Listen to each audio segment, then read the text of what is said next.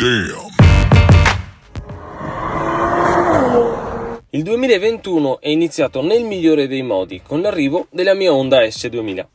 Avevo venduto da un mese la mia TT e giravo con la Smart a noleggio, insomma un cambio non indifferente che mi ha spiazzato per diverse settimane. I primi mesi sono passati veloci, con nuovi progetti da sviluppare e delle collaborazioni da far partire. Tutto procedeva esattamente come me l'ero immaginato.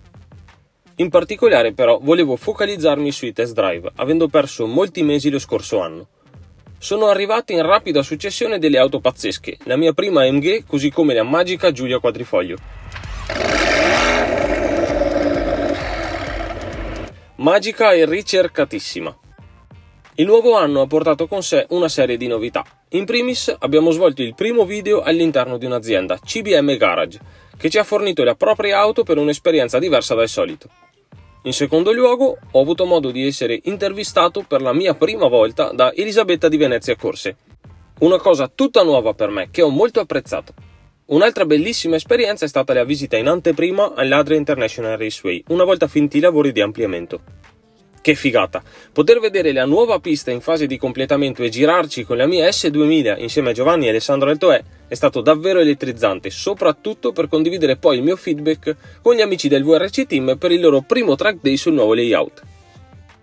Test dopo test ci siamo letteralmente mangiati i primi 6 mesi di quest'anno, fatti comunque di restrizioni che spesso hanno ostacolato i nostri lavori.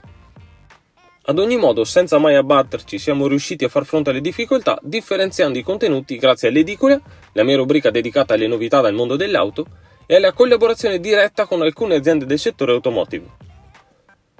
Dai track day al drift, con gli amici di Fully Open, il passo è stato breve. È stata un'altra esperienza fuori dal comune, potendo vedere da vicinissimo queste meraviglie durante una sessione di allenamento. 15 giugno. Iniziano ufficialmente i lavori da RS Tuning. Parte il DS 2000 Job, serie che ho voluto fortemente per documentare tutti gli interventi e le lavorazioni per restaurare, migliorare e potenziare la mia Honda. Le difficoltà non sono mancate, così come gli imprevisti, le bestemmie, i ritardi, ancora bestemmie, però tutto si è svolto al meglio grazie alla professionalità di un'officina da 10 lode e dei meccanici diventati amici. Durante l'estate, senza la mia Spider, ho potuto comunque circondarmi di altre bellissime auto. Una su tutte, la psicopatica Mustang GT con gli scarichi liberi, una roba fuori dal mondo.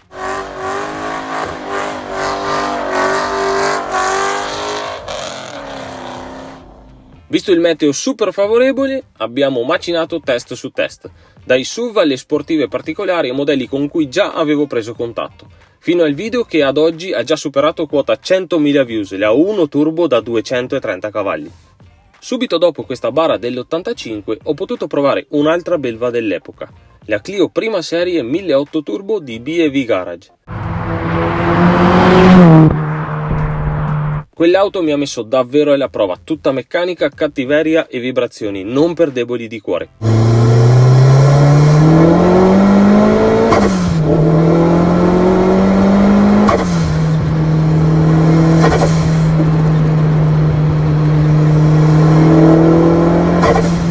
Mentre i lavori sulla mia S2000 si avviavano alla temporanea conclusione, abbiamo avuto modo di inanellare una serie di eventi degni di nota.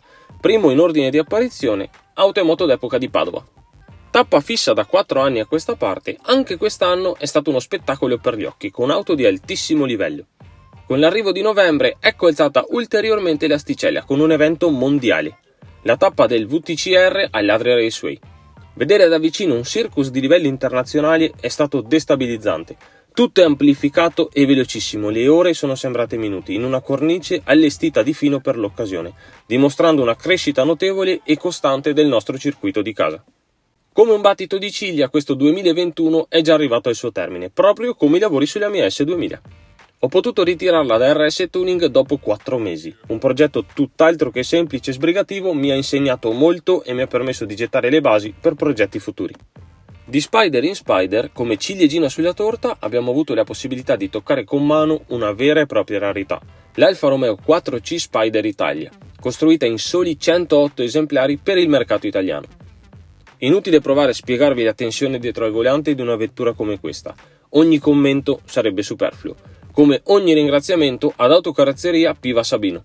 Le migliori auto del Biscione che ho guidato sono tutte uscite da lì.